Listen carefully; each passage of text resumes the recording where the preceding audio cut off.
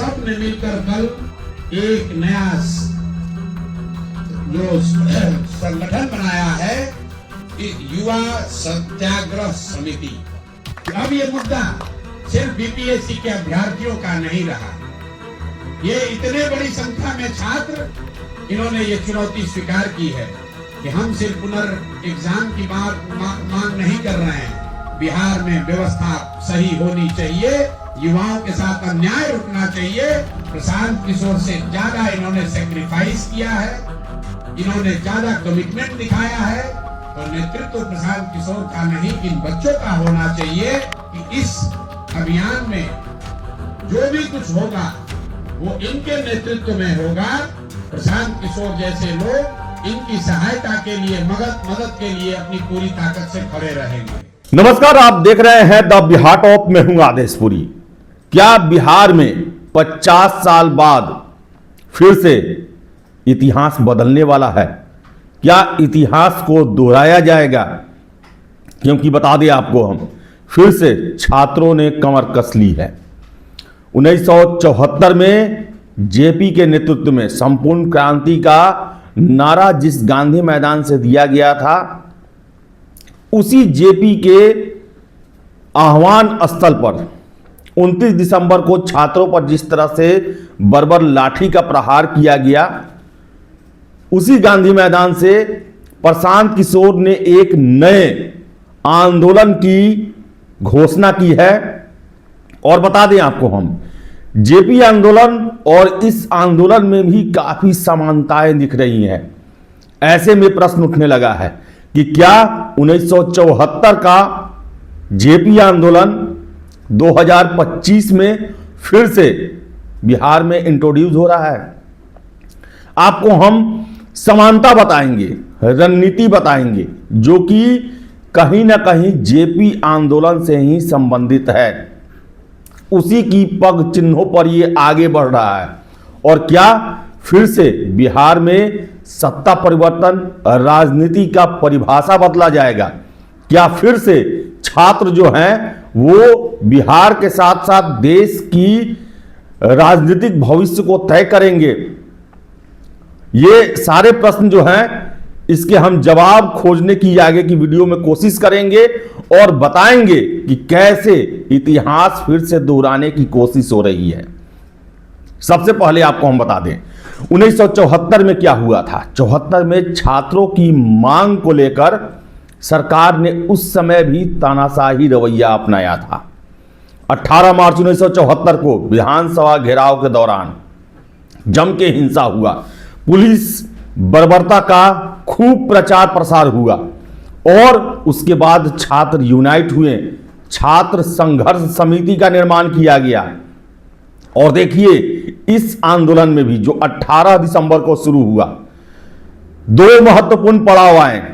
एक 25 दिसंबर को जब छात्र हाथ जोड़े बीपीएससी के सामने खड़े थे, पुलिस के द्वारा बर्बरता से लाठी चार्ज किया गया। उसके बाद बता दें, छात्रों में रोष आया, आंदोलन ने व्यापक स्वरूप पकड़ा।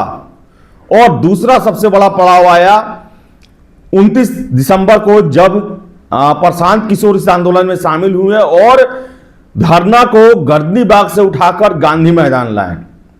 और उसी दिन पुलिस के द्वारा जेपी गोलंबर के पास बर्बरतापूर्ण लाठी बरसाया गया और ठंड की रात में ठंडे पानी से छात्रों को भिगाया गया।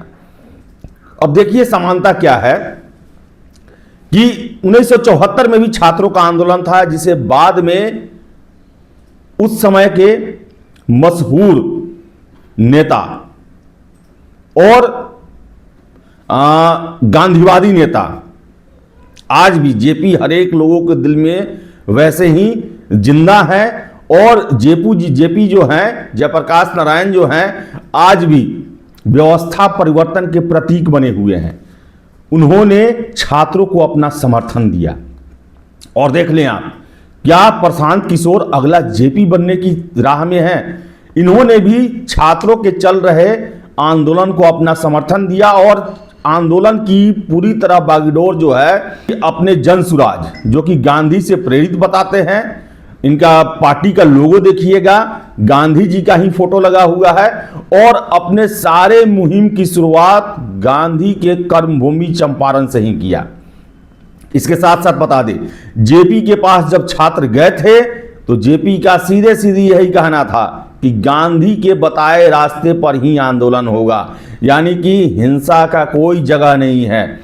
और प्रशांत किशोर भी ये चीख चीख के कह रहे हैं कि हम गांधी मूर्ति के नीचे से ये प्रण ले रहे हैं और गांधी के बताए सत्याग्रह के रास्ते पर ही हम आंदोलन को आगे बढ़ाएंगे, किसी भी तरीके का हिंसा स्वीकार नहीं किया जाएगा। फिर से बता दें, उस समय छात्र संघर्ष समिति बना हुआ था और आज बना है 51 सदस्यीय युवा सत्याग्रह समिति, यानी कि अब यही जो है युवा सत्याग्रह समिति आंदोलन को आगे लीड करेगी और जेपी आंदोलन की तरह आह्वान किया गया है कि आप किसी भी विचारधारा के हैं, किसी भी दल के हैं, किसी भी जाति के हैं, किसी भी धर्म के हैं, किसी भी मूल के हैं, किसी भी वंश के हैं, आप अगर सभी बिहार में व्यवस्था परिवर्तन करना चाहते हैं, आइए।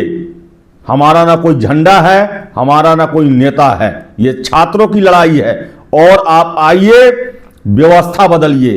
अब ये आंदोलन बीपीएससी में सिर्फ री एग्जाम के लिए नहीं रहा, ये छात्रों पर हुए अन्याय, लाठीचार्ज, व्यवस्था परिवर्तन और जो भी बिहार के रहने वाले हैं जिनके साथ न्याय होता है उन सभी का आंदोलन है। प्रशांत किशोर ने कहा है कि कंबल रजाई के भीतर बैठकर व्यवस्था परिवर्तन नहीं होता है, यह आपके बच्चों की लड़ाई है, बच्चों के भविष्य की लड़ाई है।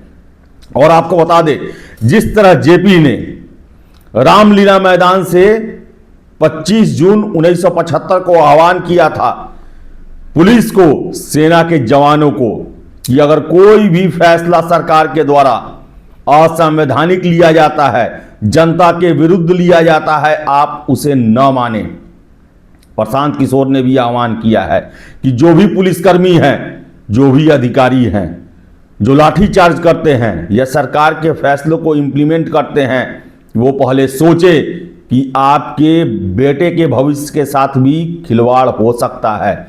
आपने भी संघर्ष किया है नौकरी पाने के लिए, आपके साथ भी अन्याय हुआ है, तो लाठी चलाने से पहले, कार्रवाई करने से पहले इन बातों का आप ध्यान रखें। इसके साथ साथ बता दें आपको, हम आह्वान किया गया है, कोई भी नेता हो, चाहे राहुल गांधी हो, तेजस्वी यादव हो, कोई भी हो, वो इसमें शामिल हो सकता है। और आपको बता दें कि ये आंदोलन का उद्देश्य सिर्फ अनियमितता ही नहीं, लोकतंत्र की हत्या को रोकना है। अब बीपीएससी जो है वो मामला नहीं रहा है। तो बता दें आपको, हम 50 साल बाद इतिहास दोहराने की कोशिश हो रही है और आपको बता दें, पटकथा लिखी जा चुकी है, बैकग्राउंड भी 1974-75 का बन चुका है, छात्र भी समर्थन देने को तैयार हैं, छात्र भी सड़कों पे उतर चुके हैं और अब इस आंदोलन की व्यापकता का इंतजार है कि कितना व्यापक होता है। बता दें आपको, हम बिहार में शुरू हुआ जेपी आंदोलन पूरे अखिल भारतीय स्वरूप को प्राप्त किया था और शुरू में छात्र उस समय 1974 में 18 मार्च को पुलिस की बर्बरता का शिकार होने के बाद जो है जेपी के पास पहुंचे थे और इस बार प्रशांत किशोर जो हैं वो छात्रों के पास पहुंचे हैं। तो क्या ये जो है बिहार के लिए ये आंदोलन एक बहुत बड़ा परिवर्तन का बिंदु हो सकता है? ये तो समय बताएगा, लेकिन उसी राह में चल चुका है। प्रशांत किशोर आपको बता दें, वो धरना पर बैठते ही, शुरुआत में वो धरना पर बैठे तो उनका ये उद्देश्य नहीं था, 5 सूत्री मांगों को लेकर बैठे थे, लेकिन जिस तरह जन समर्थन मिल रहा है और इस ठंड के दिनों में, शीतलहर के दिनों में वो दिनों रात बैठे हुए हैं और ये संभावनाएं जताई जा रही थी कि हो ना हो जेपी 2.0 दोहराने की कोशिश न की जाए, और वही हुआ। आज युवा सत्याग्रह समिति का गठन हो गया और अब देखने वाली बात है कि सरकार जो है इसे कैसे हैंडल करती है। क्या अब्दुल गफूर जो कि 1975 के दौरान बिहार के मुख्यमंत्री थे, वैसा ही रुख नीतीश कुमार अपनाते हैं, या फिर अपने छात्र जीवन के एक्सपीरियंस को देखते हुए, क्योंकि जेपी जो है सेनानी नीतीश कुमार भी रहे हैं, लालू यादव भी रहे हैं, ये दोनों इसी आंदोलन की उपज हैं। क्या उस समय अब्दुल गफूर के द्वारा की गई गलतियों को ये दोहराएंगे या फिर छात्रों की मांगों को, अन्यायों को खत्म करने की कोशिश करेंगे? प्रशांत किशोर का साफ साफ कहना है कि जो परीक्षा माफिया हैं, जिन्होंने गड़बड़ी की है, चाहे वो अधिकारी हो, कर्मचारी हो, परीक्षा माफिया हो, सबको सलाखों के अंदर डाला जाए, जांच हो, देखा जाए कि कहां कहां युवाओं के साथ अन्याय हुआ है। तो देखिए, ये आंदोलन जो है अब व्यापक स्वरूप अपना लेते जा रहा है और हो सकता है 2025 चुनावी साल भी है, इसे एक बड़ा मुद्दा बनाया जाए और फिर से जेपी आंदोलन दोहराने की कोशिश की जाए। अब कहां तक सफल हो पाता है ये तो समय बताएगा, लेकिन फुटप्रिंट जो है उसी आंदोलन का अप्रत्यक्ष रूप से प्रशांत किशोर अपना चुके हैं। तो फिलहाल आपकी क्या राय है, आपको क्या लगता है, कमेंट बॉक्स में जरूर बताएं। फिलहाल इस वीडियो में इतना ही। बहुत बहुत धन्यवाद।